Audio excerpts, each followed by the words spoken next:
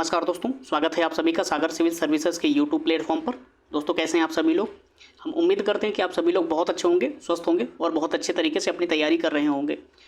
दोस्तों जैसा कि आप सभी को पता है कि बिहार पीसीएस की जो प्रारंभिक परीक्षा होने वाली है 30 सितंबर को होने वाली है। उसके बाद आरओ की जो परीक्षा होने वाली है, उसके बाद यूपी पीसीएस की परीक्षा या किसी अन्य राज्य की जो स्टेट पीसीएस की जो परीक्षाएँ होती हैं या अन्य एक दिवसीय जो परीक्षाएँ होती हैं, उनमें कई बार सवालों के पुनरावृत्ति की चीज़ें दिखाई देती हैं, मतलब कई बार सवाल रिपीट होते हैं।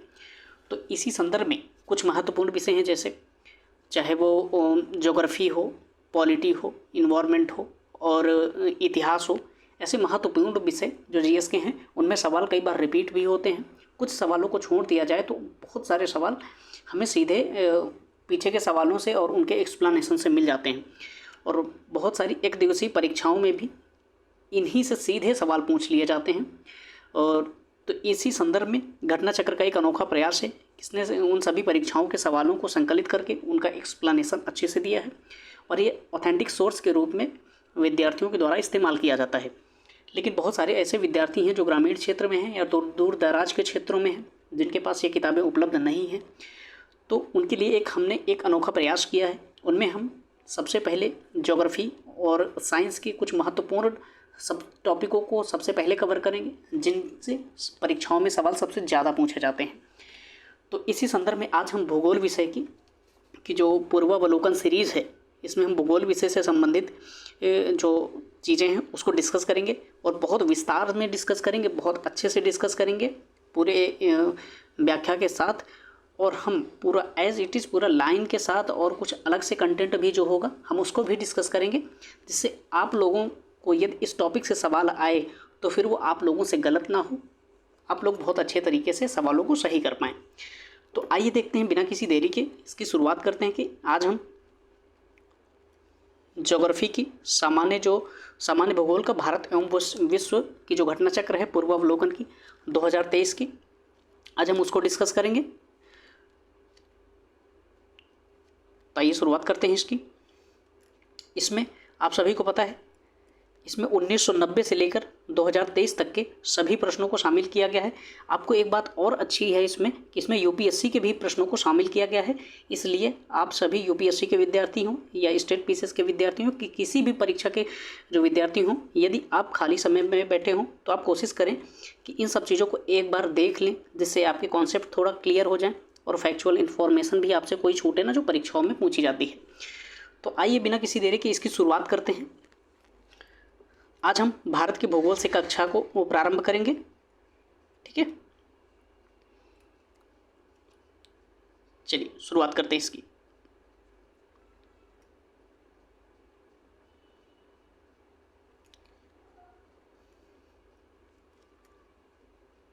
इसमें आज हम सबसे पहले देखेंगे भारत का जो सामान्य परिचय है और उसके क्षेत्रफल से संबंधित जो सवाल पूछे जाते हैं उसके बारे में देखेंगे, ठीक है।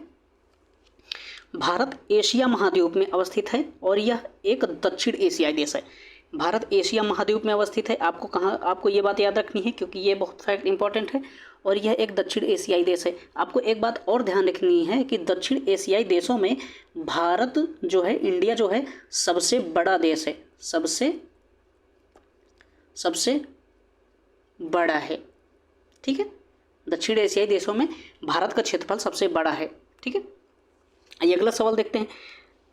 अनियमित चतुष्कोणीय आकृति वाला यह देश हिंद महासागर के उत्तर में अवस्थित है। आप सभी ने मैप देखा होगा। इस वाले वीडियो में तो हमने मैप को उतना नहीं कवर कर पाए हैं, क्योंकि अगले वीडियो में जहाँ भी मैप की ज़रूरत होगी हम वहाँ पर मैप का भी सहारा लेंगे और उस मैप के आधार पर आप सभी को सारी चीज़ें कवर करवाएंगे। निश्चित तौर पर हो सकता है आगे मैप हो, हम वहाँ पर आपको ये चीज़ें समझा देंगे, ठीक है। इसकी जो आकृति कैसी है, चतुष्कोणीय आकृति है। आपने देखा होगा कि इधर ये गुजरात का जैसे क्षेत्र है, ऐसे आप रफली मैप बना लेते हैं ऐसे ऐसे करके। ये सिक्किम का क्षेत्र हो गया। ये अब जैसे एक ये क्षेत्र क्या हो गया, ये गुजरात का हो गया, ये हो गया पूर्वी क्षेत्र हो गया, ये उत्तरी क्षेत्र हो गया, ये हो गया दक्षिणी क्षेत्र। अगर इन सब को मिलाया जाए तो ऐसी देख लीजिए, यह संरचना दिखाई दे रही है। यह एक चतुष्कोणीय संरचना के रूप में दिखाई देती है, इसलिए इसको क्या कहा गया है, यह एक चतुष्कोणीय आकृति वाला देश है। और इसके नीचे, इस देश के नीचे ये जो यहाँ पर ये क्षेत्र, ये अरब सागर का क्षेत्र है और ये बंगाल की खाड़ी है, ये नीचे पूरा ये हिंद महासागर का क्षेत्र पड़ जाता है। तो इसीलिए इस देश के जो उत्तर में है ना, वो हिंद महासागर, मतलब हिंद महासागर के यह देश उत्तर में स्थित है। ठीक है, ये बात ध्यान रखनी है आपको। अक्षांशीय विस्तार के दृष्टिकोण से भारत उत्तरी गोलार्ध में है तथा देशांतरीय विस्तार की दृष्टि से भारत पूर्वी गोलार्ध में है। अभी थोड़ी देर बाद हम आपको अक्षांश और देशांतर रेखाओं का डिस्कशन करेंगे, तो उसमें हम भारत की अवस्थिति को देखेंगे और उस अवस्थिति में भारत कहाँ पर है। सबसे पहले तो इस अक्षांश के आधार पर देखेंगे तो ये उत्तरी गोलार्ध में है, ठीक है, और इस देशांतर के आधार पर देखेंगे तो ये पूर्वी गोलार्ध में है। तो इस जगह पर भारत की अवस्थिति है। तो ये आपको हम मैप के आधार पर जब अक्षांश और देशांतर पढ़ाएंगे तो उसी समय हम इन सब चीज़ों को डिस्कस कर लेंगे। ठीक है, आपको अभी इतना याद रखना है, भारत अक्षांशीय दृष्टिकोण से उत्तरी गोलार्ध में है और देशांतरीय दृष्टिकोण से पूर्वी गोलार्ध में है। ठीक, और इसके अगला जो तथ्य है, भारत विश्व में क्षेत्रफल की दृष्टि से 7वां स्थान है। कौन सा नंबर का स्थान है इसका, भारत का 7वां नंबर का है। इसके पहले कौन कौन से हैं आपको ध्यान रखना है, रूस है सबसे बड़ा, फिर उसके बाद कनाडा है, फिर संयुक्त राज्य अमेरिका है, फिर चाइना है, फिर ब्राज़ील है, फिर ऑस्ट्रेलिया है, उसके बाद अपना क्या है, प्यारा भारत है। ठीक है, आपको कई बार ऐसा देखने को मिलेगा कि सबसे पहले आपको रूस दिखाया जाएगा नंबर 1 पे, फिर कनाडा दिखाया जाएगा, फिर तीसरे नंबर आपको चाइना दिखाया जाएगा, चाइना। लेकिन वास्तविक तथ्यों के आधार पर जब आप देखेंगे तो उसमें आपको अमेरिका के क्षेत्रफल ज़्यादा नज़र आता दिखाई देगा। ठीक है, क्षेत्रफल के आधार पर भारत का कौन सा स्थान है, 7वां स्थान है। कोशिश करिए कि यहीं पर आप चीज़ों को बार बार रट लीजिए, बार बार देख देख कर रट लीजिए, जिसके बाद हम आगे इसी के जो सवाल आए हुए हैं परीक्षाओं में उनको जब आपसे सॉल्व करवाएं तो आप तुरंत उनका उत्तर दे पाएँ। ठीक है, अभी हमने क्या देख लिया, क्षेत्रफल के आधार पर देख लिया, क्षेत्रफल के आधार पर भारत 7वां स्थान है तथा जनसंख्या के दृष्टिकोण से भारत का स्थान कौन सा है, दूसरा स्थान है और यह चीन के बाद है। सबसे अधिक जनसंख्या किसकी है, चाइना की है।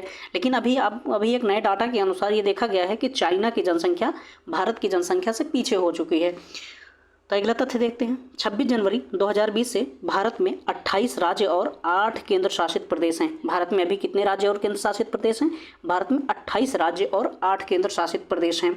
उसमें से नवीनतम जो केंद्र शासित प्रदेश है वो कौन सा है, दादरा और नगर हवेली तथा दमन द्वीप, क्योंकि इन दोनों को मिला करके बनाया गया है और ये सबसे आखिर में बने हैं। कई बार जब आपको सवाल दिया जाएगा तो उसमें लद्दाख भी ऑप्शन दे दिया जाएगा, जिससे आपको लगेगा कि जम्मू कश्मीर और लद्दाख भी हैं, तो कन्फ्यूजन की स्थिति ना पालें। अभी सबसे लास्ट में जो बना है वो दादरा नगर हवेली और दमन द्वीप बना हुआ है। ठीक है, जिसमें 2 केंद्र शासित प्रदेशों दादरा नगर हवेली और दमन द्वीप को मिलाकर निर्मित किया गया है। इससे पूर्व निर्मित केंद्र शासित प्रदेश जम्मू और जो कश्मीर है तथा लद्दाख का क्षेत्र है। इसका निर्माण जम्मू कश्मीर राज्य के पुनर्गठन के पश्चात हुआ था। ठीक है, और उसके बाद अगला तथ्य देखते हैं, भारत का कुल क्षेत्रफल कितना है, 32,87,263 वर्ग किलोमीटर है। आपको ये बात एकदम याद रखना है बार बार, क्योंकि अब ये तथ्य तो भले ही नहीं पूछा जाता है लेकिन ये इंपॉर्टेंट है, क्योंकि आप जिस देश में रहते हैं कम से कम उसका क्षेत्रफल तो पता होना चाहिए, है ना। भारत का क्षेत्रफल कितना है, 32,87,263 किलोमीटर है। जो संसार के क्षेत्रफल का जो स्थलीय भाग है उसका कितना है, 2.4%। आपसे जब पूछा जाए कि भारत का क्षेत्रफल जो है वो कितना है विश्व के क्षेत्रफल का, तो 2.4 है, आप ये बताएंगे। लेकिन आपको ये बात पता होनी चाहिए कि ये जो क्षेत्रफल वो है वो स्थलीय क्षेत्र का, जितना पूरे विश्व का स्थलीय क्षेत्र है उसमें भारत का जो क्षेत्रफल है वो कितना है, वो 2.4 है। आप बिल्कुल भी भूलिएगा मत। ठीक है, भारत में संपूर्ण विश्व की जो जनसंख्या है वो कितने प्रतिशत निवास करती है, 17.5%। सबसे ज़्यादा जनसंख्या कहाँ निवास करती है, चाइना में निवास करती है, अभी हमने आपको बताया है। और उसके बाद भारत में निवास करती है सबसे अधिक जनसंख्या, दूसरी सबसे अधिक जनसंख्या भारत में निवास करती है। ठीक है, कितनी है, 17.5। 2011 की जनगणना के अनुसार ये डाटा माना गया है। ठीक है, भारत की मुख्य भूमि का विस्तार उत्तर से दक्षिण तक 3214 किलोमीटर है। कितना है, 3214 किलोमीटर है। और पूर्व से पश्चिम तक कितना है, 2933 किलोमीटर है। ये उसकी जो अभी हमने चतुष्कोणीय लंबाई बताई थी भारत की। ऐसे अब जैसे हम इस लाइन को ये माने, ये जैसे भारत का उत्तरी क्षेत्र हो गया, ये दक्षिणी क्षेत्र हो गया, तो उत्तर से दक्षिण के क्षेत्र में लंबाई कितनी है, तो ये है 3214। और ये पूर्व से पश्चिम के वाली क्षेत्र की जो लंबाई कितनी है, ये वाली लंबाई कितनी है, ये है 2933। ठीक है, 2933 किलोमीटर। ठीक है, आप ध्यान रखिएगा ये वाली बात। आइए अगला सवाल, आगे के कंटेंट को देखते हैं। अभी हमने देखो एक चीज़ पढ़ा था कि भारत में जो विश्व के जो सबसे बड़े देश हैं, भारत 7वां सबसे बड़ा देश है क्षेत्रफल के आधार पर। अब हम विश्व के जो बहुत सारे देश अभी हमने पढ़े थे उनको हम मैप में देख लेते हैं कि उनकी अवस्थिति कहाँ पर है। आपको अभी सबसे पहले हमने कहाँ बताया था, रूस बताया था, ये कहाँ पर स्थित है, एशिया महाद्वीप में स्थित है। और दूसरा सबसे बड़ा कहाँ बताया था, ये कनाडा बताया था, ये कहाँ स्थित है, उत्तरी अमेरिका में स्थित है। संयुक्त राज्य अमेरिका के जस्ट ऊपर स्थित है कनाडा। ठीक है, और तीसरा क्या है, संयुक्त राज्य अमेरिका, इसी उत्तरी अमेरिका महाद्वीप में स्थित है। और चौथे नंबर का कहाँ है, चौथे नंबर पे चाइना है, ध्यान रखिएगा, चौथे नंबर पर चाइना सबसे बड़ा है। 5वें नंबर पर ब्राज़ील है। आपको इसके बारे में एक तथ्य और ध्यान रखना है कि ब्राज़ील सिर्फ क्षेत्रफल के आधार पर ही नहीं विश्व का, यह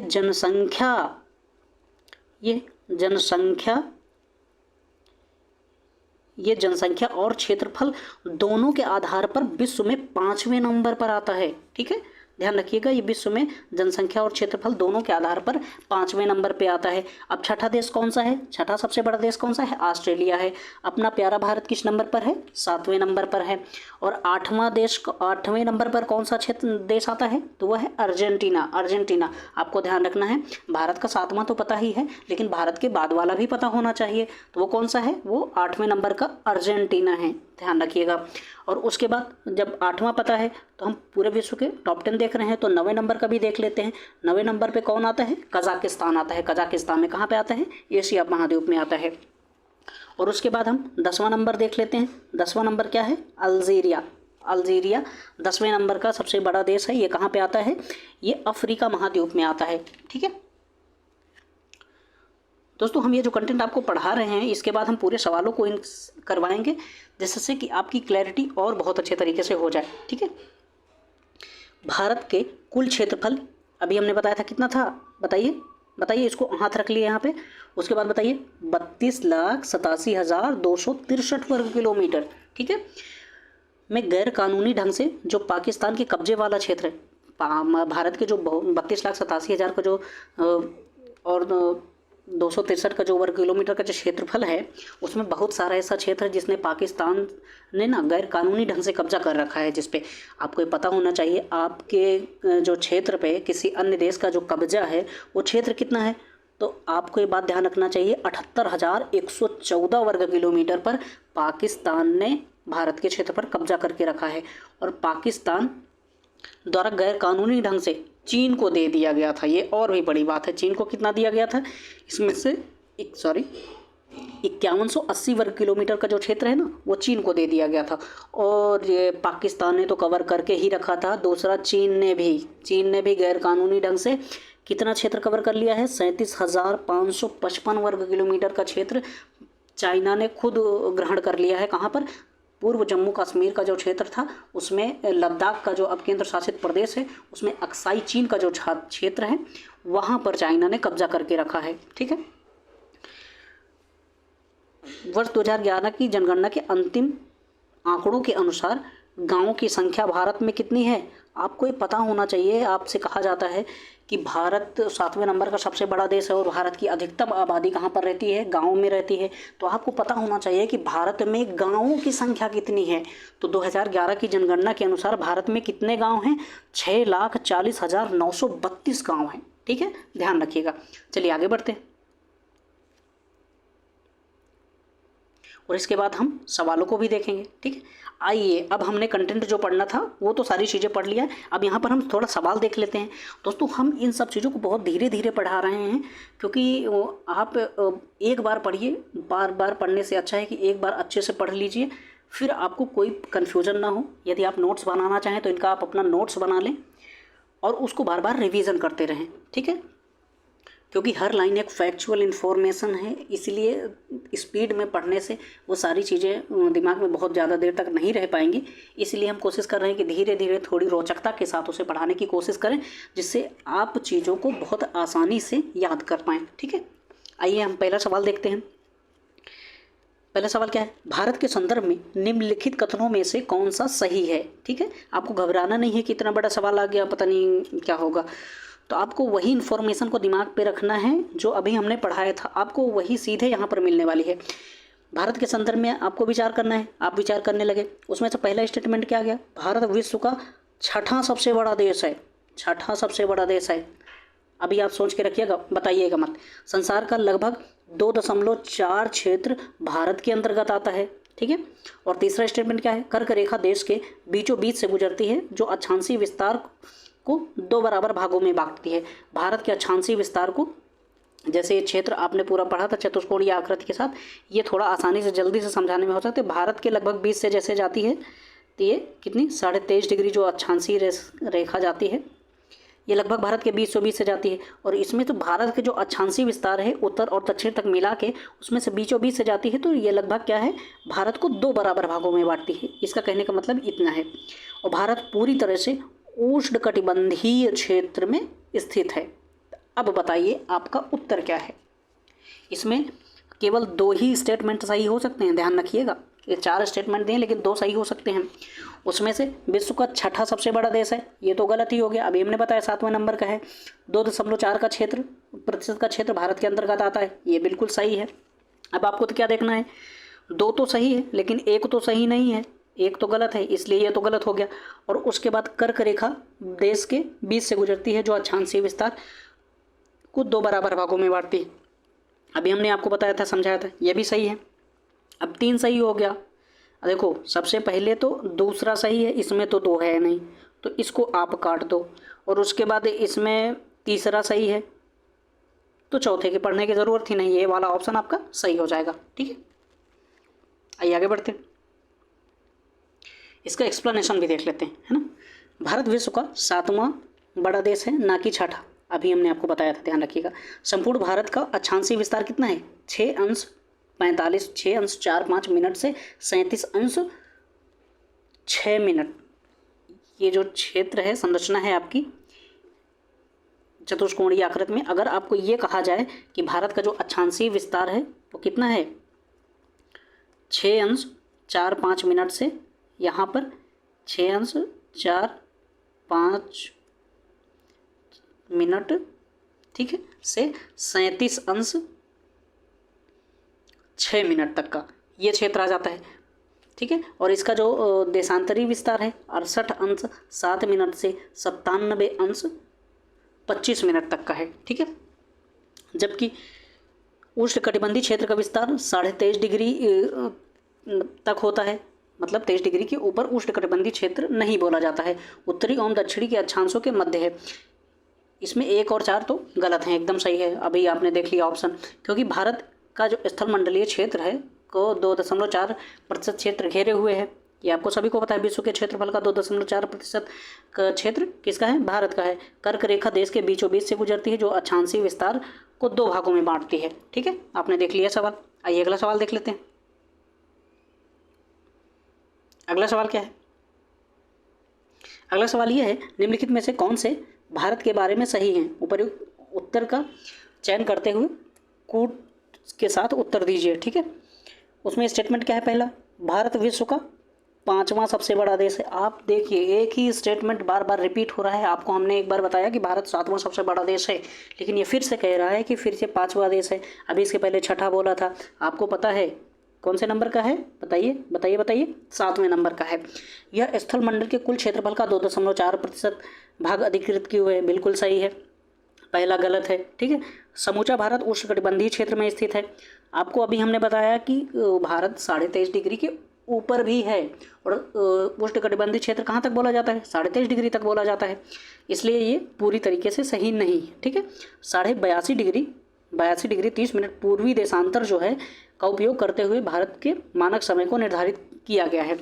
तो अभी जब हम आपको अक्षांशीय और देशांतर पढ़ाएंगे तो उस समय आपकी ये सारी चीज़ें और क्लियर हो जाएंगी। ठीक है, आपका क्या है, पहला सवाल, पहला तो गलत ही है, जिसमें पहला दिख जाए उसको गलत कर देते हैं। उसके बाद क्या है, दूसरा सही है, दूसरा सही है। समूचा भारत उष्णकटिबंधीय क्षेत्र में नहीं है, ये उपोष्णकटिबंधीय क्षेत्र में भी है। किसमें है, उपोष्णकटिबंधीय क्षेत्र में भी स्थित है। तो ये तीसरा भी गलत हो जाएगा। तो आपका कौन सा सही हो जाएगा, डी ऑप्शन सही हो जाएगा। ठीक है, सवाल को इस तरह से सॉल्व करने का प्रयास किया करिए। आइए अगला सवाल देख लेते हैं। इसका एक्सप्लेनेशन में क्या है, भारत 7वां सबसे बड़ा देश है। संपूर्ण भारत यानी कि अंडमान निकोबार द्वीप समूह तक का अक्षांशीय विस्तार अगर ले लिया जाए तो 6.45 मिनट से 37.6 मिनट के मध्य है, जबकि उष्णकटिबंधीय क्षेत्र का विस्तार 23.5 डिग्री उत्तरी और दक्षिणी अक्षांशों के मध्य है। इसलिए 1 और 3 गलत है। भारत का स्थल मंडलीय क्षेत्र आपको बताया गया है 2.4% अधिकृत किए हुए है और 82.5 डिग्री पूर्वी देशांतर जो है वो भारत में मानक समय के रूप में निर्धारित किया जाता है। आपने अपने हाथ में जो घड़ी पहन के रखी है उसका जो समय निर्धारण है वो किसके आधार पर किया जाता है, देशांतरों के आधार पर किया जाता है। लेकिन आप भारत में रह रहे हैं इसलिए भारत के देशांतरीय विस्तार के आधार पर आपकी घड़ी का टाइम निर्धारित हो रहा है। सिर्फ आपकी हाथ घड़ी का ही नहीं, दीवार घड़ी का भी टाइम इसी देशांतर के आधार पर निर्धारित हो रहा है। तो वो जिसकी वजह से टाइम निर्धारित हो रहा है वो कौन सी देशांतर है भारत में, ये 82.5 डिग्री देशांतर है, आपको ध्यान रखना है।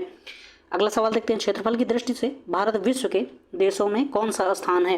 ये देख लीजिए, फिर से वही एक ही स्टेटमेंट पर बार बार सवाल पूछे जा रहे हैं, रिपीट हो रहे हैं सवाल।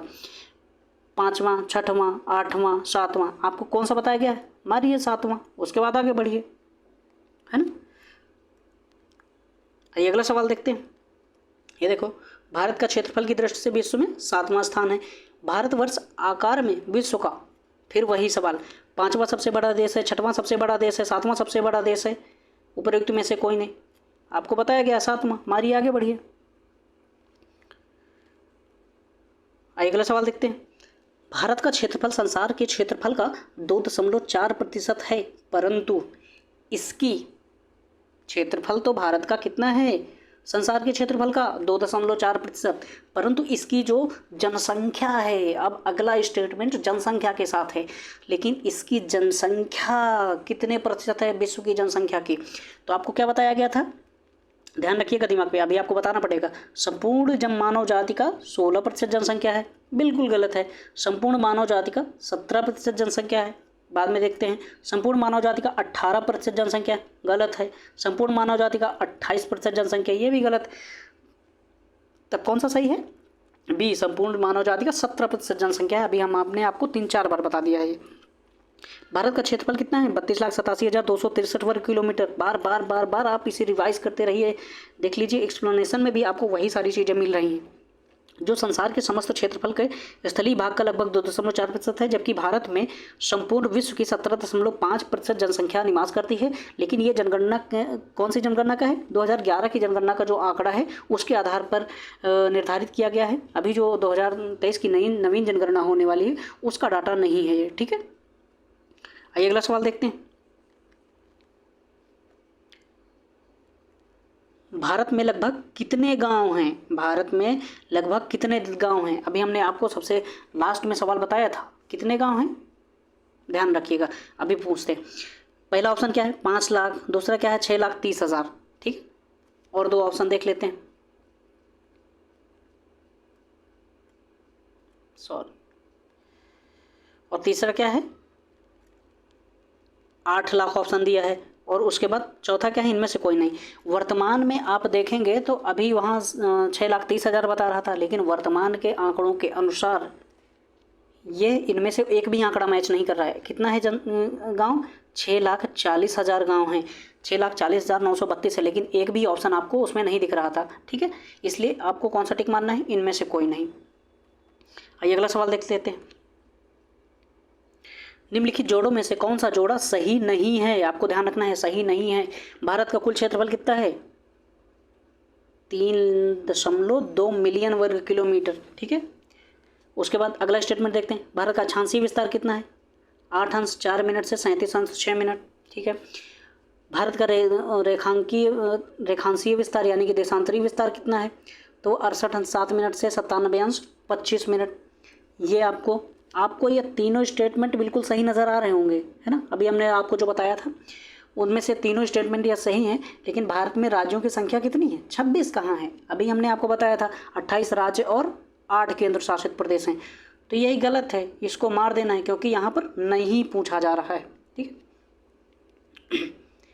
है, इसका एक्सप्लेनेशन देख लेते हैं। भारत का भौगोलिक क्षेत्रफल कितना है? 3.28 मिलियन। अगर मिलियन में पूछा जाए तो 3.28 मिलियन वर्ग किलोमीटर बताना है, लेकिन अगर वर्ग किलोमीटर में पूछा जाए तो आपको बताना है 32,87,263 वर्ग किलोमीटर। ठीक है, इसके मुख्य भूमि का अक्षांशीय विस्तार कितना है? 8 अंश 4 मिनट से 37 अंश 6 मिनट तक का है, उत्तर तक का है। और उसके बाद देशांतरी विस्तार जो है 68 अंश 7 मिनट पूर्व से। ये चीज़ें आपको ध्यान रखना है, पूर्व जरूर लगाइएगा अपने साथ, नहीं तो पता ही नहीं चलेगा कि आप देशांतरी विस्तारों में कहाँ पर हैं। 360 देशांतर हैं पूरी दुनिया में, ठीक है, पूरे ग्लोब पर।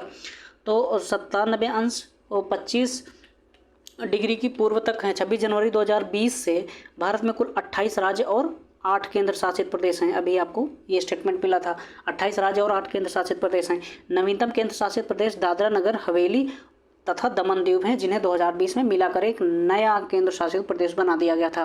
ठीक है, अगला सवाल देखते हैं।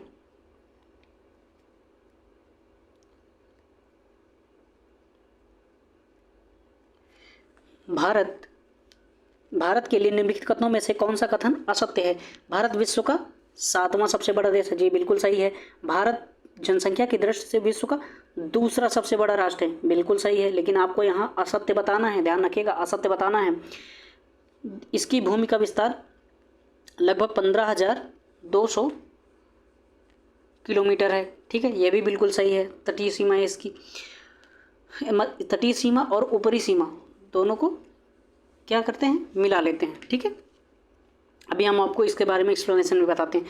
सर्वप्रथम सूर्योदय इसके मिजोरम राज्य में होता है। ये गलत स्टेटमेंट है, ये गलत स्टेटमेंट है, क्योंकि सबसे पहले सूर्य कहाँ पर आता है? अरुणाचल प्रदेश में आता है, क्योंकि सबसे पूर्वी क्षेत्र में कौन स्थित है? अरुणाचल प्रदेश स्थित है। ठीक है, आइए एक्सप्लेनेशन देख लेते हैं इसका। भारत में सर्वप्रथम सूर्योदय अरुणाचल प्रदेश में होता है। आपको ये बात ध्यान रखना है कि जब आप अपने गांव में उठते हैं, देखते हैं, तो आपके गांव में जो सूर्य की रोशनी आती है, इसके पहले भी भारत के किसी क्षेत्र में सूर्य की रोशनी पहुंचती है। वो कौन सा राज्य है? सबसे पहले कहाँ पहुंचती है? वो पहुंचती है अरुणाचल प्रदेश में। भारत विश्व का 7वां सबसे बड़ा देश है, ये सही है। भारत की जनसंख्या चीन की जनसंख्या के पश्चात दूसरे नंबर पर है। इसकी भूमि सीमा का जो विस्तार है लगभग 15,200 किलोमीटर है। 15,106.7 किलोमीटर की है, लेकिन इसको 15,200 बोला जा रहा है, 200 किलोमीटर बोला जा रहा है। तो दोस्तों आज हमने इसका जो पहला सेक्शन है जो कवर कर लिया है। हम कोशिश करेंगे कि नेक्स्ट वीडियो में हम अक्षांशीय विस्तार या अन्य चीज़ों को भी कवर करेंगे, बहुत अच्छे से कवर करने की कोशिश करेंगे। यदि आपको ये चीज़ें पसंद आए, हमारा प्रयास पसंद आए, तो आप प्लीज़ वीडियो को लाइक कर लें, और ऐसे ही वीडियो आगे पाने के लिए आप नोटिफिकेशन को ऑन कर लें। और जिनके पास ये बुक्स नहीं हैं या अन्य जो महंगी बुक्स नहीं है और जो पढ़ना चाहते हैं, उनके लिए आप डिस्क्रिप्शन बॉक्स में टेलीग्राम की लिंक है, आप कोशिश करें कि उस टेलीग्राम पर जुड़ जाएं। और बहुत सारे अन्य किताबें जो हैं आपको फ्री में सारी चीज़ें मिल जाएंगी, आप उन्हें डाउनलोड कर लीजिएगा, फिर पढ़िएगा आराम से। ठीक है दोस्तों, फिर मिलते हैं। तब तक के लिए अपना ख्याल रखिएगा, पढ़ाई अच्छे से करते रहिए, बार बार कोशिश करिएगा, रिवीजन करते रहिएगा इसका। ठीक है, धन्यवाद।